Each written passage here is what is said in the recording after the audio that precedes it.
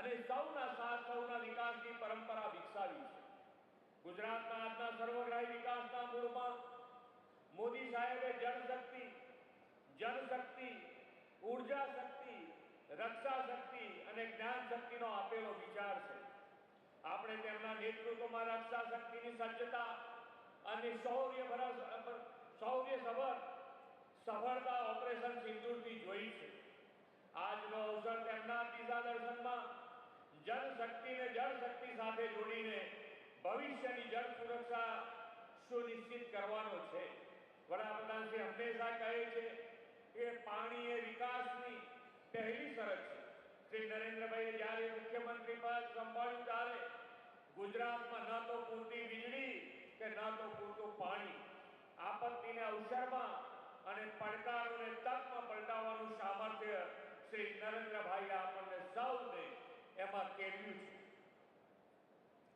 તેમણે જળ સમસ્યાના નિવારણ માટે જળ શક્તિને જળ સંગ્રહ, જળ સંચય, ચેકડેમ, બંધારણના વિરાટ અભિયાનમાં જોડી તેના પરિણામે ગુજરાત વોટર ડેફિસિટ સ્ટેટમાંથી વોટર સરપ્લસ સ્ટેટ બન્યું। આદરણીય વડાપ્રધાનશ્રીએ આપણને પાણી આવે તે પહેલા પાળ બાંધી લેવાની દિશા આપી છે।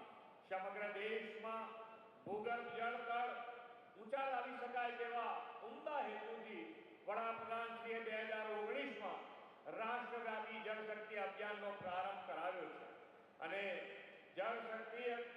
જળશક્તિ મંત્રાલય પણ ગુજરાતના આપણા સાંસદ અને પ્રદેશના અધ્યક્ષ શ્રી પાટીલજીને સોંપ્યું છે અને વડાપ્રધાનશ્રીના માર્ગદર્શનમાં તેમણે દેશભરમાં આ જન ભાગીદારી સાથે આ આંદોલનની શરૂઆત કરી અને આગળ વધી રહ્યા છે।